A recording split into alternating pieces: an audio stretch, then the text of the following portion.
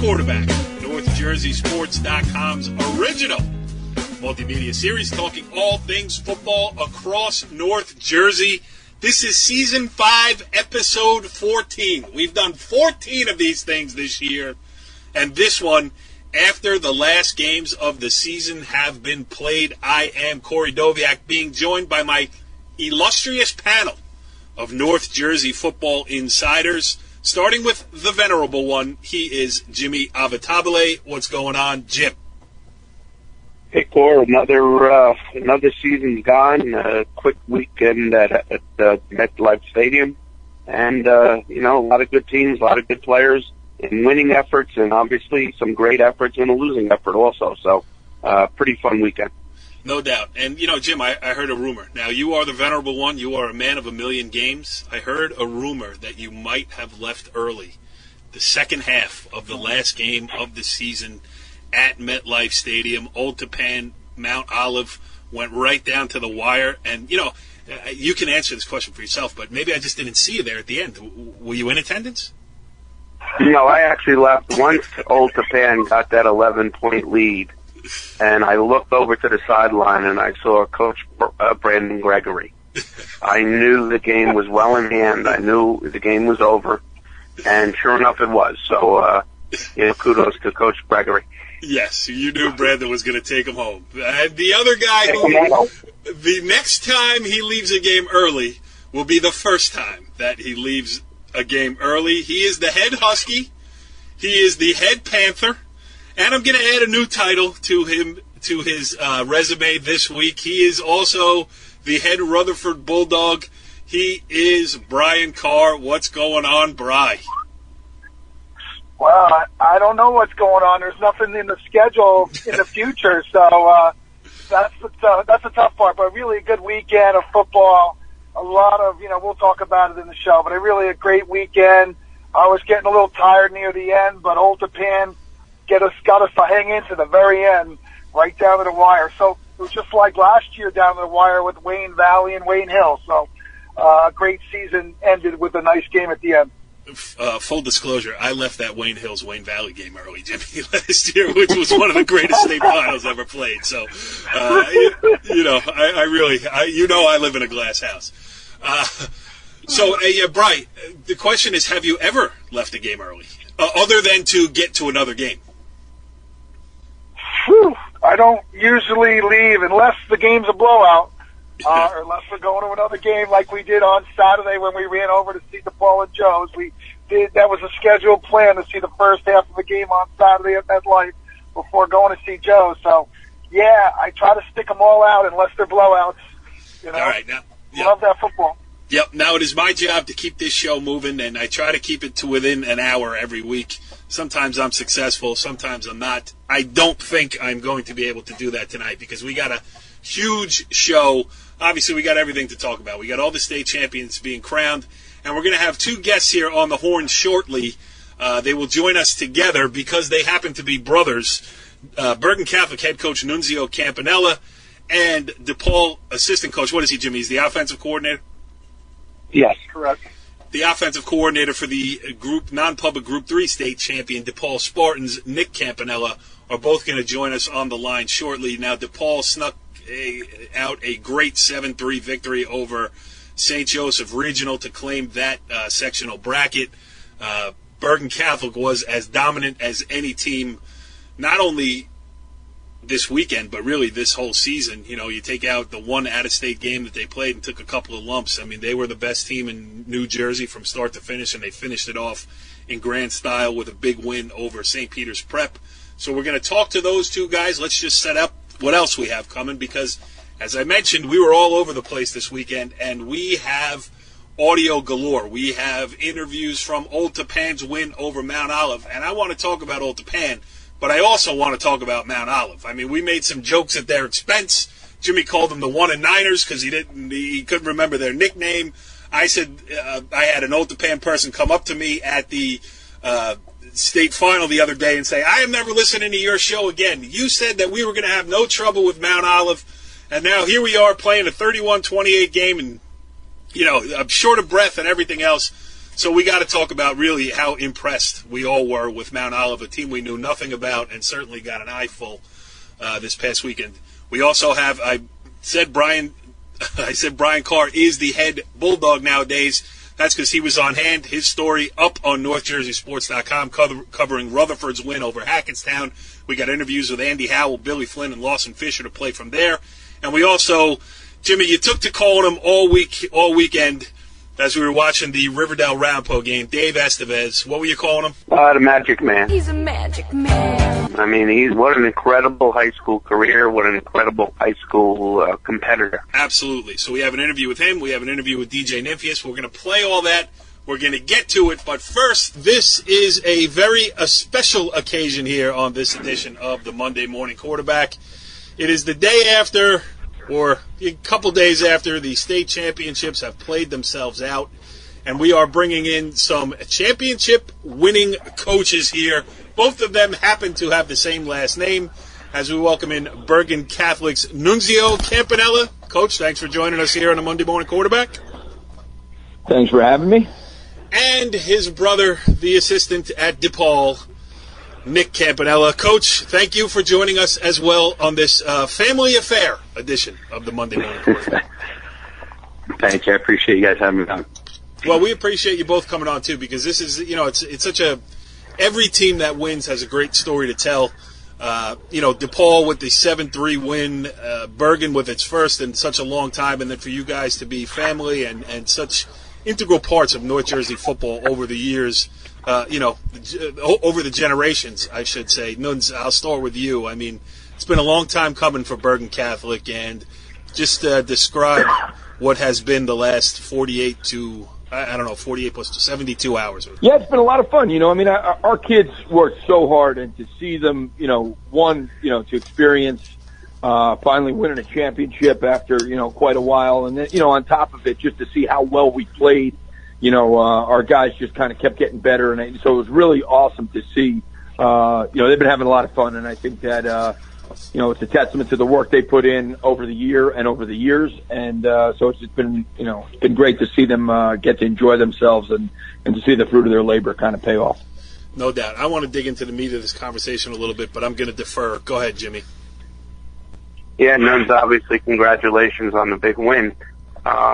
September 16th, you fly out to California. You take on Mater Dei, the number one team in the country, obviously super talented. They were still undefeated at this time. You have a tough game. You're coming home. You're 1-2. You're taking on rival Paramus Catholic, on a short week on a Friday night. Talk to us about that week, how you got the kids back, and how important that Paramus Catholic game was to the rest of the season. Well, the game was huge. I mean, I think everybody understood. We went back to the hotel right after the game. We kind of had a talk with our team, kind of talked about was still in front of us. Obviously we got embarrassed in a lot of ways, but we had to go back and lick our wounds. We had to, kind of look at some things, see what we needed to change, what we needed to keep the same. And we had a great week of practice. We had a coaches meeting, and Coach Toll made a great point of just about, how emotional the coaches had to be that week in practice and in the game so that the players would respond, and they did. That game was kind of like the jump-off point. That was the catalyst to, the rest of our season. They really responded well to adversity. It's what you talk about all the time, but when you actually see it happen, and they built off it each week. Every week in this league is, it's like you're fighting for your life, and our guys responded every week from that point forward, and that was basically the turning point in our season, I think. All right, Brian Carr, you're in charge of bringing Nicky Campanile into this conversation here because you are the only guy on our illustrious panel of NorthJerseySports.com football insiders who did not pick DePaul to win a state championship. So go ahead, Brian.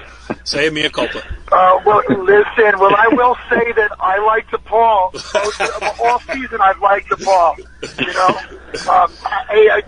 I went into that game and I was kind of picking Nick Patty because Nick Patty had brought them back when against St. Joe's. He brought them back up there at home, and that's why I was leaning on Nick Patty. Anyway, here's my question for you, Coach. Good to start off with you, Nick. Looking back to 0 week, when you started, you played against your brother. Why don't you tell us about it, what it's like when you have to coach against your brother? Yeah, well, I'll be honest, it's not fun. You know, it's not something you look forward to, but just kind of do your best to get through it. You try to put that aside, you know, and just prepare for the game as if it's any other game.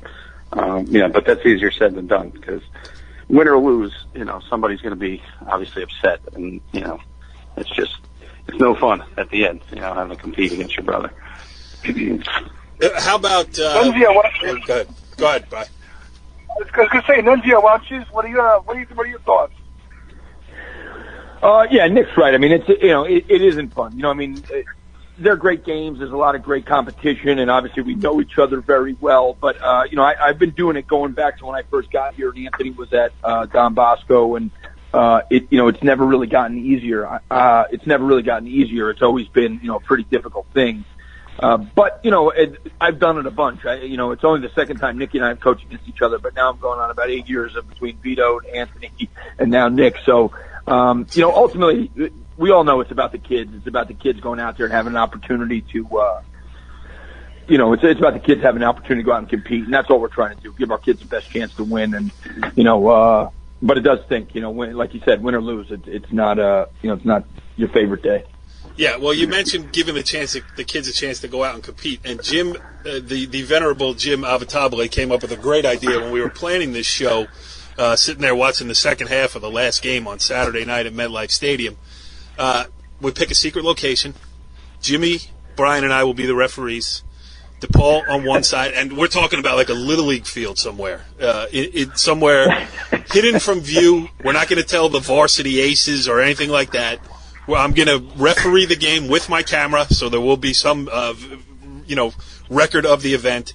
And, Nikki, what do you think? DePaul against Bergen Catholic on a Sunday morning, 8 a.m. How about that? Nothing would make me happier, I'll tell you what. We're not going to back down. No, they're not going to either. So that'd be great. That'd be fine by me. I'm pretty sure we already played that game, guys. I don't know. All right, we'll make it flag football. No pads, but it would still be fun. It would be fun to see. Hey, Nick, I have another question for you. Why don't you talk about the big play at the end of the half, the game against Shell, the championship game. You guys were lining up there to go for a field goal. You took a timeout, and you guys decided to go for it. Talk about that play. Let us know what you guys are thinking about. Yeah, so, obviously there's only 6 seconds left in the half. So first, initially, we figured, we wouldn't have time for a play. And the play that I had suggested, so I think we may have scored on it. Coach McKenna said, that may take too long. I don't think we'll get it off in time, because there's kind of 2 progressions to it. And if you had to go to the second progression, we might not have gotten it off in time. So, and when they took that time out, I figured, maybe if we had some sort of catch and throw play, we'd have time to get it off. And if it's incomplete, they'll kick the field goal. It's funny, at that play, we hadn't run probably since like week 2 of the season. It's something we practice every week, but we hadn't called it since like week 2. And I guess it's a good thing we practiced it so much, because it ended up working out pretty good for us. Yeah, no doubt about that. Yeah, Teddy Harper, he was wide open there too, right? I was right there, standing there watching. He was wide open. It was a nice play, good throw. He wasn't. It was a great throw, yeah, because it was a back shoulder throw, and it's kind of, if the guy comes off the line at the slot, you go to throw it to the back pylon. If he comes over the top, you throw it to the front pylon. That's what he ended up doing. And like I said, it was a great throw and a great catch. Yeah, go ahead, Jimmy. Nuns, obviously, the end of the night against St. Peter's, you get the ball first. You're faced with a 4th and 1 about your 40-yard line. Talk about the mindset of the game going in, how you were going to, go out to win the game, not lose it. And it seemed like that was the jumping off point for the other night. You pick up the big first down, and from there on, it was a pretty good night for the Crusaders.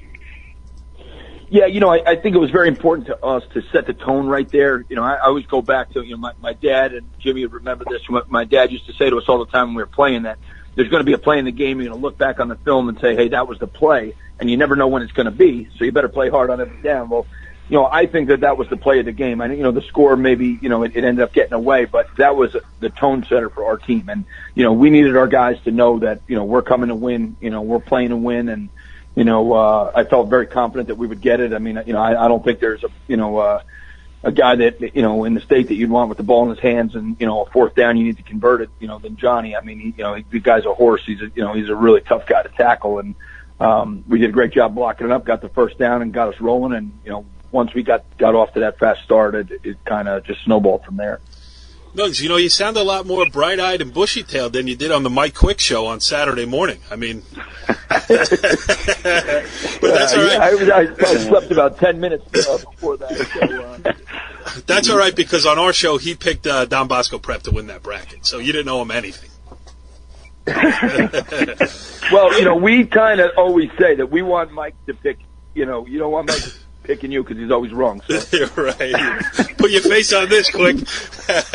Yeah. Nick, how about, obviously it's, euphoria at Bergen Catholic, too, to be back, to have won a state championship. But, they have a history of it. For DePaul, not so much. I mean, what's it like? And especially to go through St. Joe's to get there. I mean, that's the mountain you got to climb, and you guys did it. So, I mean, not disbelief that you won a game, but I mean, has it sunk in what you guys accomplished? Yeah, I mean, that's really the difference, that it was St. Joe's, and because we've had a lot of recent success. We've won 4 out of the last 5 state championships. 2 of those were in Group 2, now 2 and 3, but that was the first time. I didn't even count those in Group 2, sorry. But yeah, that was the... Watching Catholic doesn't do anything for me. I apologize. Go ahead. But yeah, that was the first time we were able to do it with St. Joe's in our bracket, and obviously it's a long history there. We haven't beat them in quite some time, so I think it meant a lot I know it meant a lot to Coach Mack, and I know it meant a lot to our school and our administration. So it was just a great day for everybody. Yeah, it was cool, and congratulations again. All right, we know that Nunzio has to go to a touchdown club meeting. Fundraising is probably off the charts right now. Everybody's waiting in the parking lot for that thing to happen. So let's just, Jimmy, you got one more, and then we'll let these guys get out of here. Yeah, no, it's obviously Johnny Langdon at times this year, being your senior leader. I know early in the year it looked like he was trying to do too much at times, and what a tremendous job he did the other night, obviously running the offense, running the ball, and I thought he had his best throwing game of the year. If you can, talk to us a little bit about what Johnny Langdon brought to the team and his play the other night. Yeah, I think that, I think he was off the charts. He pretty much told the team the night before the game, he said, whatever it takes, I'm not going to let this team lose. I'm going to do everything I can to make sure that we win this game. And, I honestly think, in fairness to him, I don't think that would be a fair characterization of his season. I thought he had one subpar game, and that was Paramus Catholic. I thought other than that, I think he's really just been a phenomenal player, runner, passer. He's done whatever the game has dictated. Against DePaul, it was throwing the ball. Against, St. Peter's the first time, it was, running the ball, and that's what I think. The thing is, whatever it takes to win the game, I think he'll do. And he's really one of the great leaders and competitors I've been around. And there's been a lot of great quarterbacks at Bergen Catholic, over the last 13 years. And, he's the first guy that's been able to finish it and win a state championship. And that is by no means meant to be a slight of any of those other great players, but he really is a great competitor. I think that's his greatest attribute is not, it's not always going to be the statistics. It's going to be what he brings to the game. And that's what he's been a lot of fun to coach, because when you see a guy that just, game's on the line, he's the guy you want with the ball in his hand.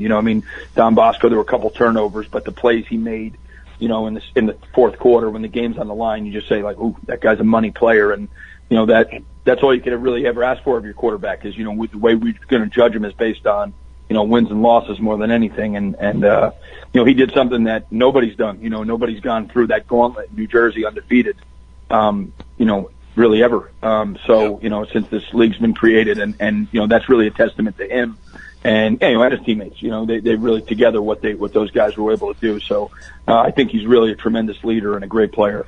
Yeah, I mean, he's the next one. Yeah, every time there was something written about, the last time Bergen Catholic ... it went back to Brian Cushing. Now it goes back to Johnny Langan. I mean, he's earned that right. for sure.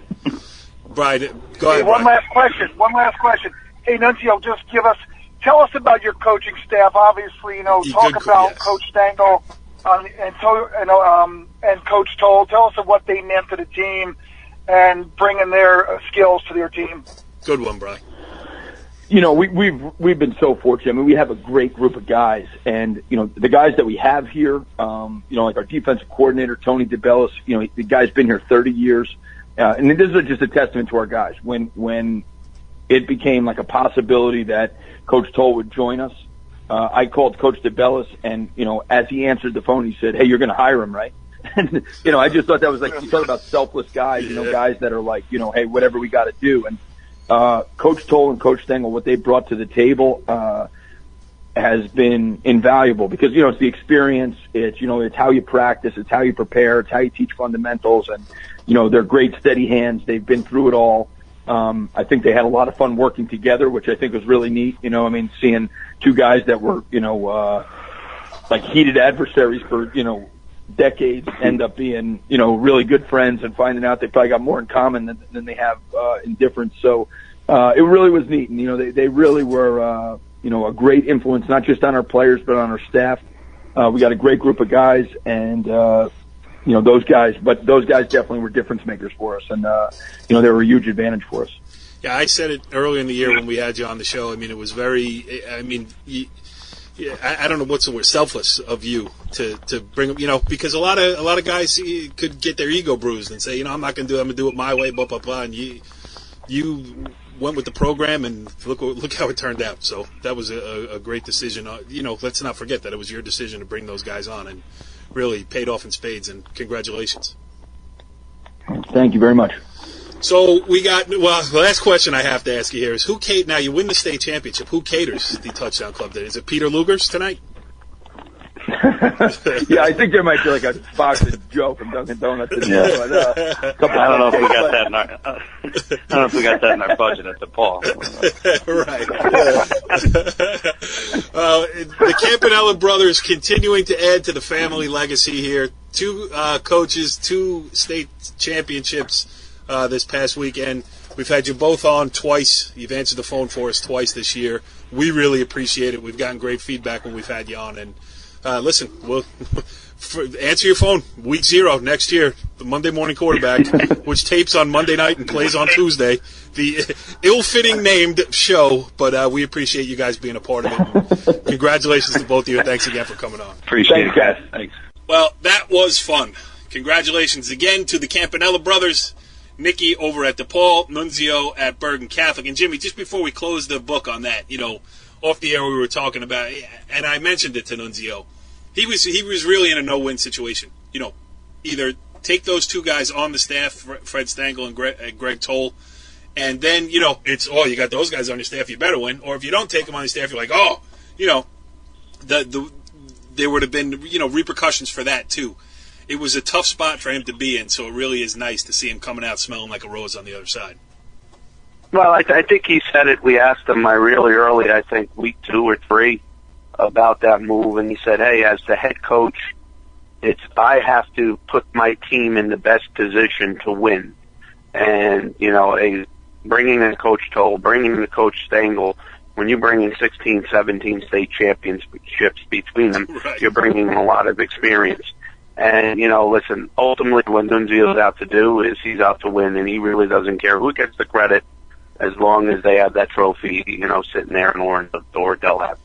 Yep, and they got it. So, all right, let's move on now to some of these other games, and let's start with the ones that we actually have sound from here. Bri, we have sound from Old Tappan, Mount Olive. We have sound from Rutherford, and we have from Riverdale. It is your choice, my friend. Where do you want to start? Where do you want to start? You want to talk about Rutherford since that was the first game? Yep, go ahead. I think Rutherford played their typical game where they stay close, and their key is that second half. They get the ball. I talked to Andy Howe about it. They take the ball in the second half, make some adjustments, and they score. They did that against Hasbrook Heights in the NMJIC championship game, and they did the same thing here. Their kids are very hard-hitting. They're tough, and they're very competitive. They had a really good game, and I think it was definitely a big game for them after, 41 years.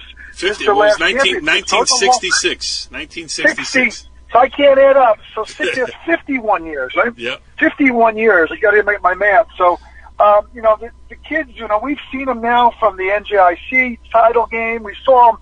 Look at the comeback they had against New Milford, down 27-7. The kids are resilient, and the kids stay focused, and they seem to play really hard in the second half. They dominated. They shut out a good Hackensack team in the second half, who looked like they were going to take over, and really they dominated, but had a few turnovers. Hackensack was driving a number of times and were stopped in the first half. So easily could have been ahead, probably 21-7, but it was only 14-13, and they were down. So Rutherford is really, I think, resilient, a bunch of hardworking kids, and Andy Howe, Andy Howe is a really nice guy. I think he's a pretty good guy now that we've gotten to know him. Had him on the show earlier. So if you want to do the Andy Howe interview. Let's do it. Here's Andy Howell after Rutherford's win over Hackettstown in the North 2 Group 2 State Sectional Final. Brian Carr here at MetLife. Rutherford has won a state championship, undefeated season, 13-0. I'm here with Coach Andy Howell. It's a surreal feeling right now. It does feel like a dream. I don't think it really hit me yet, but these kids deserve it. They're gamers. They come out every Friday night. They work their tails off. They love football. They're tough kids. I got to give credit to our assistant coaches are awesome. I mean, the amount of hours that they put in are astronomical.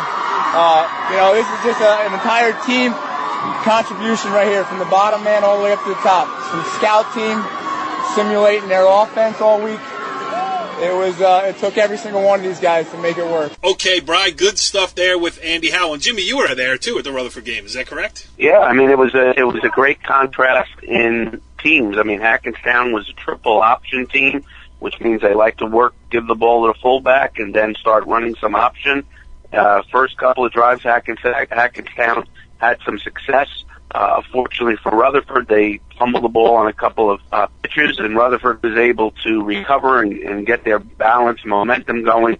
But I think defensively in the second half, they really did a great job taking the fullback out of the play and forcing the quarterback to pitch it maybe a little bit earlier than he wanted, and they really did a great job. And, Rutherford, undefeated. First time they won a state championship on the field. You mentioned 1966. That's before the playoff system, so they were voted then. But just a great season for Rutherford. Maybe a season that some of the so-called experts, like we like to call ourselves, didn't see coming. But what a tremendous job by Coach Howell and Rutherford. Well, I think we all picked Rutherford to win. They were the only local team in North 2 Group 2, so it was the obvious choice for all of us, and we went straight across the board. Well, Brett, we'll let everybody know how we did on our picks here at the end of the show. No reason to get into that right now. But you mentioned stopping Hackettstown, and again, here we're so North Jersey centric here. Brian said Hackensack once, you said Hackensack once. I have written down in huge letters right in front of me, Hackettstown, so I don't say Hackensack once. Yeah, but key to stopping that option attack, Jimmy, was Lawson Fisher, and Brian caught up with him, and also Billy Finn in one interview here that we can play right now. Brian Carr here with Billy Finn. Rutherford, how's it feel, state champs? The best moment of my life. What did you guys do today? They were really moving the ball. The first half, you guys seemed to shut them down. They didn't score in the second half. What did you guys do? We came out at halftime with a couple adjustments on defense. We just knew that they were running the ball to the field side, so we adjusted and put an extra guy over there. Talk about your partner in crime, Lawson Fisher. Lawson Fisher is the man. Nobody can block him in North Jersey, not a single soul. Lawson, tell me about the big play on defense there. Third down, I think it was. That was their final drive, and you got a tackle for loss. Yeah, I'll sign it. Coach said go in the middle, and just do what I do. He gave me a little free rein, and I took advantage of it. Talk about your seniors, Billy Finn here. Talk about them, what they mean to the team. This is my family. I've been playing with them for I couldn't even tell you how long. Right. And just to win with them is just great. Good. It's a dream come true. Talk about your other teammates, Rich Marquez, Kyle Russell. Talk about those guys. They're all my family. We're all Richie brothers. Marquez, thank God he transferred from St. Mary's. That's all I can say about that one. What does it feel for the town of Rutherford to win this? You know, they've been behind us all year, and no matter what the game was. Just to go out and get them a title means everything. All right, well, I guess we're going to stick in chronological order here, and let's move on to the next game that we have sound of. That was Saturday afternoon in MetLife Stadium. A rematch of a game played earlier in the year, won by Ramapo. This time around, a different story. Riverdale comes out of the locker room, eats up 9.5 minutes of the first quarter clock, scores, puts Ramapo behind, and really, Jimmy, that was kind of all she wrote. Yeah, what you talk about sending a statement on the opening drive, 9.5 minutes, completing some big third downs, obviously Dave Estevez, but I think Jack Racine played an outstanding game on both sides, caught a touchdown pass, had over 100 yards receiving. Defensively, Riverdale was all over the field. It was a physical Ramapo. It was a complete flip-flop of the game earlier in the season. Yeah, absolutely. And Jimmy, what do you call Dave Estevez? He's the magic man. He's a magic man. And here's the interview from Dave Estevez, the magic man, after the 28-7 win over Ramapo. For you to go out like this is a fitting exit for your high school career. Just talk about what you're feeling. I mean, it's crazy to think that a brand new team with 23 seniors gone could come back with all that character and pride, and we could get another championship. It's just something special. Talk about the first drive. I thought that was huge. You know, you lost to them in the regular season, and then to take the opening kickoff and, you know, throw a Riverdale drive at them that took 10 minutes and go ahead. I mean, before the game, Coach came up and talked to us. He's like, last year we went out, we took it to him first drive, and we got a score. So we were really focused on getting that first drive and scoring. You feel you put them on their heels a little bit? I mean, you controlled the ball for 9.5 minutes. Yeah, definitely. I think up front, we kind of dominated the game in the first half a lot, and then they kind of came back at us. But the whole team up front did a great job all around, so it was a great team effort. Do you even recognize what you did? I mean, 3 touchdowns running, 1 touchdown passing, a forced fumble, 2 interceptions, a pooch kick to the 2-yard line. I mean, are you tired? A little bit, but... But just, you know, every phase of the game you had a hand in today. Yeah, I mean, Coach Nymphius, he always says that he goes, I'll sleep when I'm dead, so I guess I got to start doing that too. Yes, Dave Estevez will be missed on the North Jersey high school football scene. He's still got basketball and baseball to go. Well, Bry, I say he will be missed. I don't think his opponents are going to miss him too much. Yeah, David Estevez, that's 2 years in a row, and this year he did it more impressively than last year. Last year was a late game heroics. This year, I mean, like Jimmy said, the magic man, I mean, he was a star all over the field, running around. He was like Fran Tarkenton, I think Jimmy mentioned at the game. He was all over the place and making plays both on offense, and he also had 2 interceptions, and one really nice one high up in the air, 2-hand catch for an interception. So he was on both sides of the ball, and Coach Nymphius talked about that early in the year, how his guy typically has to play both ways, whereas some other quarterbacks don't. So he seems to really come out in the shine very much. And we saw that again in the game before against Northern Valley Demarest, where, you know, he there was close, and he, you know, 4th and 21. Yep. 4th and 21, needing to play, making the play. So he may not be the best thrower, but he is the best, you know, leader of a team that leads his team to victory because he wants to make them win. And he sure does.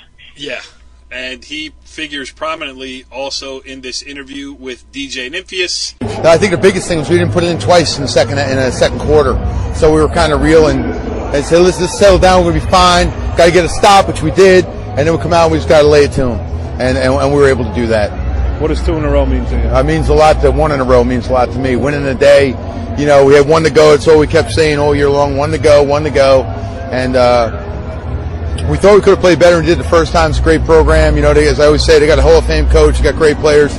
We think we got some pretty good players, too. And we think we're better up front than people think, and we smack it a little bit on the defense. Now that he's done with his career, try to put Dave Estevez in a couple of words. He's the best, man. He's the best kid I've ever coached. He's a better person. He's going to go to Wesleyan. play Division III football and get an education and a half and be a regular guy. And he just thinks of himself as a regular guy. You see how the guys play for him. Any doubt that he's the best player around, I think that's been put to rest. He's a magic man. Yeah, so just to put a bow on the Dave Estevez show that it was on Saturday afternoon. So he ran for 3 touchdowns. He threw for a touchdown. He made 2 interceptions. He forced a fumble, and he had a pooch kick to the 2-yard line. Hard to do it more, better than that on the field. And, Bri, you noticed something after the game off the field that was just as impressive. Yeah, I think it was really impressive, and I think DJ recognized it too because he noticed it. But David decided to give the ball to DJ's dad, which was pretty impressive. His mom and dad are getting up there in age, and they were there at the game. And so David, being the nice gentleman he is, went over to his dad and gave him the ball, and it was pretty impressive, I think. And DJ was pretty impressed with that as well. Yeah, that was great stuff. And I hate to make it all about one kid, but I even wrote it in my story too. It's not football's it's the ultimate team game. You need all 11 guys, but a difference maker like we haven't seen in a while. He's a difference maker, but what makes him great, Corey, is he brings the level of every other player around them up. And, I don't want to demean their team at all because they have some wonderful, wonderful players. We mentioned Jack Lacine being one of them. But a tremendous team. But, what puts him on the Mount Rushmore of Bergen County football in my eyes is his desire to win, his will to win, and his refusal to lose, more importantly. So another great season for Coach Nimphus. He's got one of the dominant programs in public school football. Would anybody be shocked if it's Riverdale against Ramapo in next year's North 1 Group 3 state sectional final? I mean, let's not sell Ramapo short there either. I mean, they didn't have their best game of the season, but they did have a great season. And if I know anything about Coach Gibbs and the Green Raiders, they will be right back after it. Moving on now to the next one, and the last one chronologically, and the last one that we also have some audio for that I want to play. We got a bunch of interviews from this game, and it's worthy of it because it was probably the best game of the weekend played at MetLife Stadium. It was Old Tappan 31. It was Mount Olive 28. And, Bri, I will start with you. I mean, Mount Olive, unbelievable the way they came out played. I mean, I didn't know. Jimmy saved us last week with his research and everything else, and he had a pretty good beat on how tough an opponent Mount Olive was going to be. I did not. I figured that the Old Tappan train was going to run right through MetLife Stadium. Different story when Liam Anderson, the quarterback for the Mount Olive Marauders, we have to pay them full respect and give their full name, but Liam Anderson, crazy. Hit his first 11 passes in the game and really put Old Tappan behind for the first time this season at 7-0 and really on their back foot for a lot of that first half. Yeah, first half, I think he was, like you say, I think 11 for 11, 150 yards passing. The guy, he can make it happen. Running, elusive, and passing to his receivers. I mean, he looked really, really sharp. Receivers are getting open. It seemed like Old Tappan really couldn't stop them moving up and down the field. So I was a little concerned there. You got into the third quarter. Old Tappan is now down 17. No, they went up 17-14, then they're down 21-17. And you're like, whoa, what's going on here? So, but I said it early in the year. I said, like they were talking about some of the games that they were, Old Tappan was going to play, the playoffs. It's like I was hoping for competitive games for them so that they were ready for competitive games. And at least they did play one where they played Ramapo competitively. It didn't mean a lot in PowerPoints, but they had a competitive game. So that may have helped them here get ready for this game. But no doubt about it, Mount Olive really was a good team. Their record, what was, I think, 8-3 at the time. They were really a good team. I was very impressed about, like you say, Liam Anderson, and their defense was solid. And Old Tappan was having a little bit of a struggle. But Old Tappan, I think the key, they made a field goal, which is nice. They need some points there to get the lead and make 17-14. But probably the big play, I think, was Nick McInerney. He had that 55-yard bomb. To Brian Baker. And that really set the tone. And then they rolled and scored another touchdown. He threw to John Lerner. Johnny Lure. So, but John Lure. But the Nick Mackin, the pass, the first one to Baker, after 55 yards, I mean, he looked over his shoulder and the ball was right there. This was a professional catch that kid made because we were down at that end of the field watching them coming towards us. I was pretty impressed. It reminded me of their last state championship where I forget who it was. Was it Jed Downey was wide open in the state championship game? And don't make me go to the archives, Brian. But I remember the play. Yeah, let's do this. Let's start here. You brought up you hit on a lot of the big points in the game, but let's start here with the idea of just how worthy of an opponent Mount Olive was, because that plays into the interview with Brian Dunn that we have here. So here is Coach Dunn after really what was their first nail-biter that meant something this year. Here's Brian Dunn. Last time we were here and you won, you said, I got papers to grade. Yeah. It doesn't matter. Sun's going to come up tomorrow. Yeah. How is this one different, or is it? Every team's different, and every scenario's different. I wouldn't say like I'm more relieved because, we had a real good season, and it would be disappointing if we didn't pull this one out. It would be disappointing if we didn't, and not taking anything away from them because they're tremendous. But it was hard to gauge them on film because we didn't have any common opponents, so it's hard to put them and pin them onto like what exactly we could see them as. But we knew they had a good team.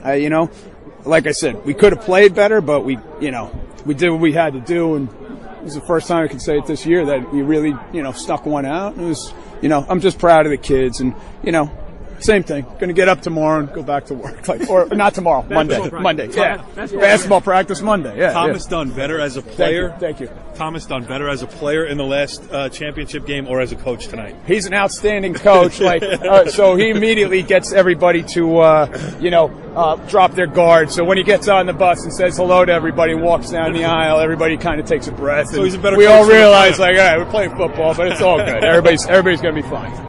Yes, and a Thomas Dunn mention at the end, too. Assistant coach Thomas Dunn with a great hand played in the victory as well. A family affair in Old Tappan, too, adding to our theme of tonight's show.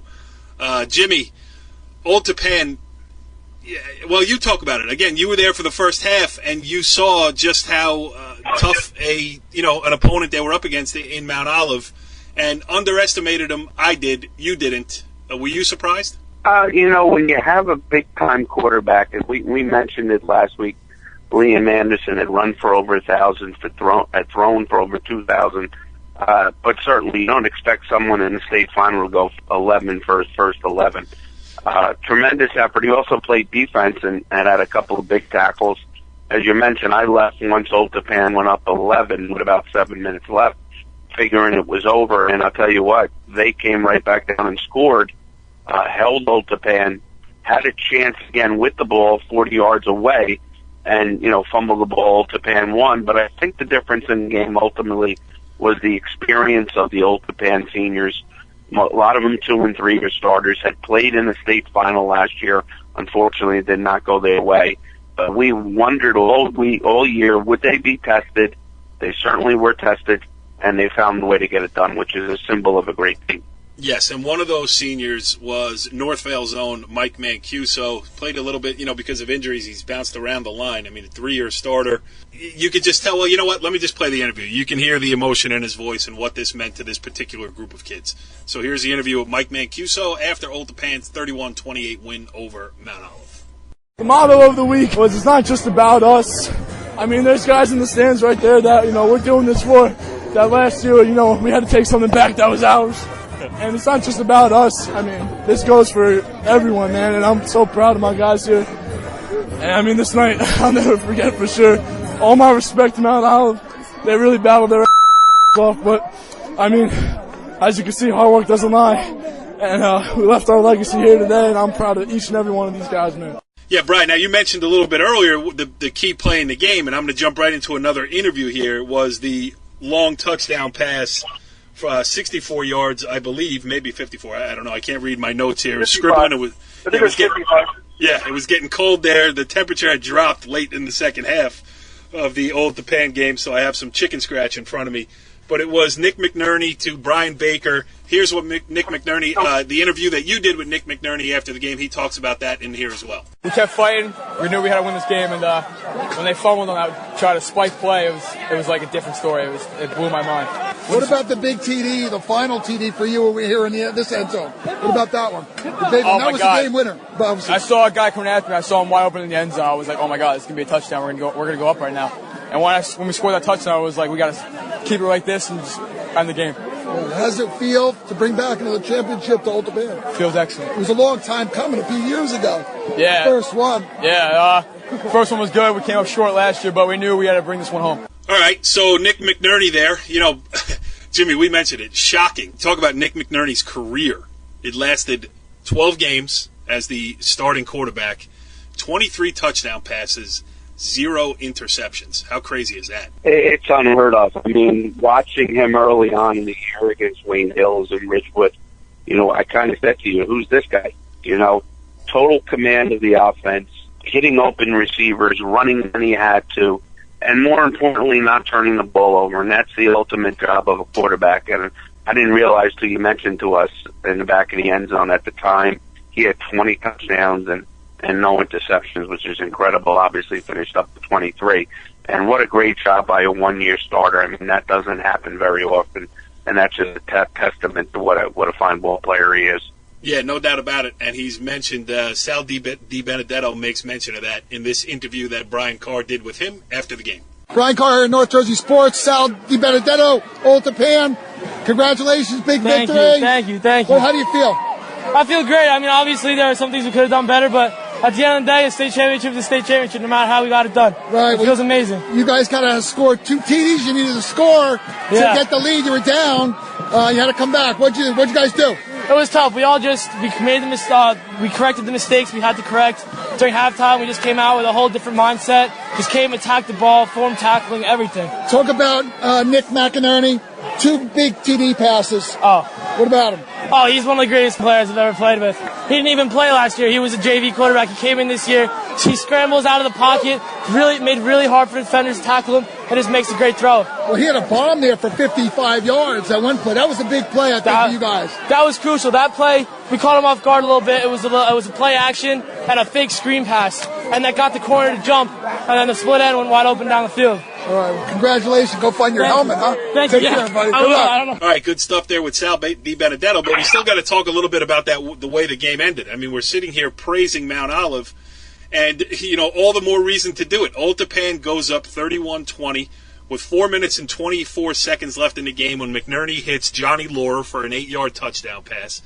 And you figure, I think that's maybe, game over, 11-point lead. All you got to do is hold them, or, anything could have happened. One play here or there ends the game for Old Tappan. Really, that play never came until the waning seconds. Mount Olive gets the ball back. They go down the field. Anderson again throws a touchdown pass, throws the 2-point conversion. Now it's 31-28 with 2:21 left to go in the game. And if Old Tappan made any mistakes, it happened on their last drive. I mean, it was tough on clock management. Mount Olive had 2 timeouts left when Old Tappan took over, 1st and 10 near midfield after recovering the onside kick. So there's 2 minutes and 18 seconds to go. One first down ends the game right there. It never came. Johnny Laurer scores on a 57-yard touchdown pass. It gets called back by a chop block. McNerney scrambles and goes out of bounds, stops the clock. Benedetto makes a 13-yard catch on 3rd down and 24, short of the first down.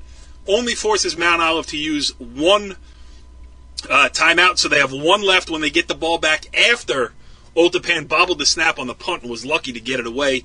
Mount Olive takes over on its own 34 with 58 seconds to go and gets all the way down to the Old Tappan 30. They get a first down. They go to spike the ball, and the snap on the spike is mishandled. Fumble. Jack DiPolito dives on it. Old Tappan finally gets to celebrate with 1 knee after that. But, Bri, a wild ending to a great game and a wild season in North Jersey football. Wow, it was crazy there, all the way down to the wire. You can't ask for much more than that. As a fan, I love it. I'm sure everybody else, is taking medicine to relax because they're all wound up. Is that what you call it now, Brian? Medicine? Medicine, yeah. But it was a great game. It was a great game to finish off the season. Mount Olive, like we said, hey, Mount Olive had played play here or there could have, scored at the end. So it's exciting when you have those kind of games for the fans and keeps everybody in their seats, And you have memories to talk about it, and I think the kids will remember it, memories for a lifetime, and they enjoyed it. Like you said, I think it was important. The kids had been there before, and I think the one thing you mentioned, talk about Nick McInerney, 23 passes, no interceptions. I think he's got some football in his blood. His brother this year is now an all-conference center at Assumption D2 school who had played up at Joe's. So he's got some football roots, and his brother's doing really well up there. So I'll throw that in as well.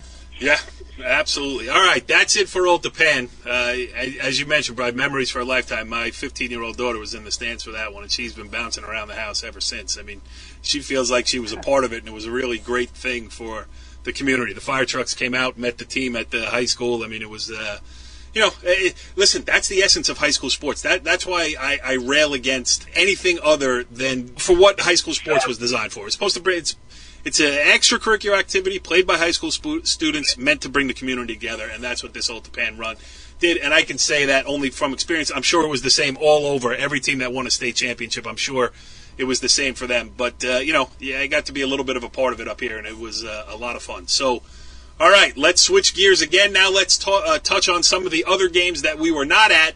But as I've mentioned many times, we are an illustrious panel of North Jersey football insiders.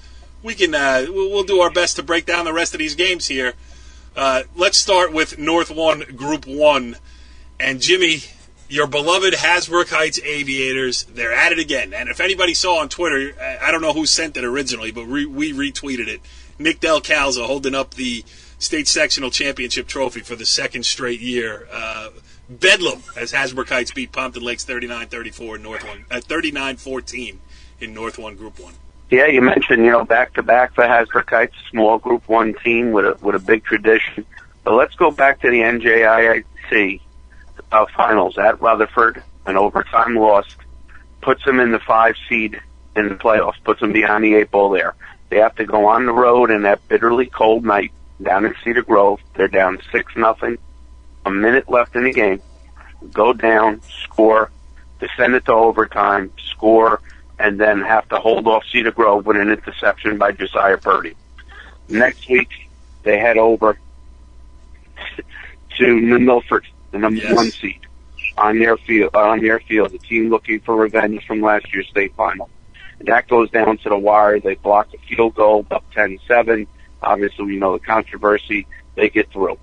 Then they go to Keene, and they take on a nemesis of theirs, Pompton Lakes. They played them last year, beat them in the NJIC final, and then previously they've lost to them in the state final a couple years before that. And all of a sudden, the offense woke up for Hasbrook Heights. Josiah Purdy, who's we talked about all year, the maturity, 4 touchdowns, 3 on offense. He picks up a fumble and scoops and scores from 47 yards. And Hasbrook Heights defense held them in most of the season. They played their last 5 games on the road. And, at high school kids, that's a tough thing to do. Yeah. And, very happy for Coach Nick Del Calzo in his 33rd year of coaching football. Yeah. You mentioned that 5 games on the road. And it's not only it's hard to go on the road and play, but you lose such an advantage if you're Hasbrook Heights because they have such a great home field advantage. I mean, it's the original Friday Night Lights in North Jersey, and they love being in the black jerseys on the, on the banks of Route 17 there, and they don't get to do that and still go out and get it done. So really unbelievable job by Hasbrook Heights. And Coach Del Calzo, if you are listening this late in this edition of the Monday Morning Quarterback, the 3 of us do accept the invitation to visit the shed next year and do the show live on location. So we're coming. A couple cigars, and we're in. All right, let's move on here. North 1, Group 2. Of some local interest to us, Lakeland, who I picked to win that bracket, the number 2 seed. They hadn't allowed a point in the state playoffs going into the game against Newton. We've talked about it ad nauseum how Newton had really an unfair and ridiculous road to the section finals. They beat Newton. Newton beat Pequannock in the opening round in a battle of undefeated teams. Then Newton had to go on the road and knock off top-seeded Westwood. And then, Newton, first state sectional title first state championship of any kind, I believe, in the history of the program. Yeah, I think so, and I'm not here to brag, but I think I picked them to win, by the way. You did. Is that all you want to say about the Newton Braves? They made you look good? They maybe, well, I went to camp when I was a kid up in Newton, so I had some loyalty to Newton, But anyway, they came down and played Westwood at home and dominated a very good Westwood team at home. And, we were concerned about Westwood going in that game, that they could be able to stay up with Newton and the Braves, But they have a good quarterback. They play defense well. The coach, I don't know if they were 1-9 last year, but they were, they were pretty weak in the past. So they put it together and really have a good team. I saw them, and we were following them the week before. They played Pequannock in a really tough game against Pequannock. Yeah, in the opening round.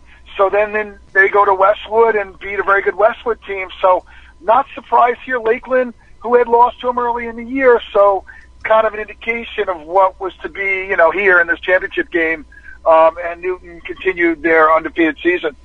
Yep. Jimmy, anything to add on North 1, Group 2? Lakeland had a great run. I mean, their 2 losses were to Newton, but the first game was a blowout. This game was much, much tighter. But Newton also has a very, very big offensive line and a powerful running game. And, Newton wound up being the team that carried all the way through undefeated. We felt that this bracket was loaded, the top 4 seeds, and sure enough it was. And congratulations to Newton on a undefeated season. Yep. All right, North 1, Group 3 we did. Riverdale, the champion there. North 1, Group 4 we did. Old Tappan, the champion there. North 1, Group 5. Jimmy, Montclair, 35-14. Finished off its romp through the state sectional playoffs with the championship, 35-14 over Union City. Montclair not technically in the coverage area. Probably what we should mention most is Union City, which got over the hump and got into a final and put up a representative effort. Yeah, I mean, Coach Valdez doing a great job there. That as you mentioned, Emerson and Union Hill combined some years back and to form one program and to get everybody on the same page. It's been a struggle at times for Coach Valdez. He's been stuck at the semifinal level for a bunch of years. He got over the hump. Unfortunately, I don't think there were many public schools this year that were going to be able to stop the runaway train that was Montclair. Their quarterback, Earl, was fantastic. Opening kickoff, their outstanding tailback, Webb, went 94 yards to put them up 7-0. And from then on, once Union City got behind, their offense was not made, for quick strike ability. They hung in there. They at times it looked like it might get to a running clock. They had a lot of pride, and they, as you said, they fought. They wound up losing by 21, but, good season by Union City, and, good things are ahead for them. Yeah, absolutely. Brian, anything to add on Union City before I let you wax poetic on North 2, Group 5? No, they have a good, the one thing I'll mention, we had seen them, Pat Rice and I had seen them play down in Memorial, and they have a really good lineman there, Jose Treveris, who's going to West Point, the military academy. So they've got some good players there. They're runners. They're a good team, but just ran into a juggernaut of Montclair, who's has too much skill, just skill upon skill. But they are a good team, and they represented well for themselves. Speaking of representing well, Brian, last word of the high school sports season, high school football season. Bridgewater Raritan on the short side of a 20-7 decision against the juggernaut that is Westfield. Listen, disappointing for your alma mater not to win a state championship. I know how it feels. Pal Park didn't win either, but they put up a fight against a Westfield team that's won many games in a row. They've got some good players here at Bridgewater. A new buddy of mine, Brandon Myers. Their running backs are a dynamic duo. They have 2 really good running backs. Now the names escape me. Jimmy may help remind me. Hey, But Jimmy, the see running that? back, Jimmy, they lose one game, and now the running back's names escape him. Can you believe that? No, Justin Bryant. He's moved on. Justin Bryant, and I forget the other guy's name. The other guy, the one guy, he was injured last game, but he had about 150 yards rushing on 30 carries. Was really trying to carry the team, and they were close. It was only 14-7, and they gave up a late sack on the quarterback and fumble recovery for a touchdown. So they've run into Westfield has a way of winning.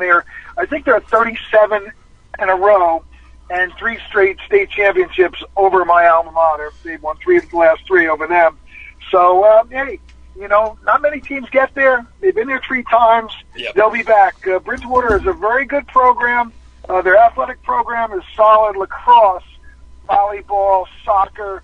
They've got a solid program there. And then Scott Bray does a good job leading that team, and the kids are coming out. So you never know. Next year they seem to reload, and maybe they'll be back.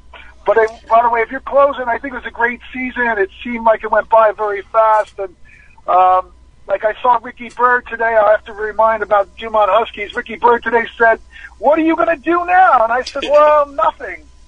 But that was just a joke, because I'm sure I'll find some football, some hockey or some basketball to show up and check out a few games. Dumont, look out. Dave Saplicki and the girls' basketball program, Brian Carr, is steamrolling your way in just a matter of minutes. The last order of business we have to take care of here. Well, this is not the last show of the year. We are going to do one more later on, either this week or early next week. We're going to talk about the changes in the state high school football playoff system that were just approved by the NJSIA today as we tape this on Monday. We're going to get a couple of real experts on to talk about that. I have to confirm, so I don't want to give out any names, but we're going to have guys that know what they're talking about and what it all means. We're going to do that. But the last word for this season has to be, how'd we do in our picks? Jim Avitabile, 5-2, picking state sectional champions. Corey Doviak, 5-2, picking state sectional champions. Brian Carr, 4-3. Fret not, though, Brian. Fret not. Mike Quick, 0-1. We'll see you on the next edition of the Monday Morning Quarterback. Follow the leader.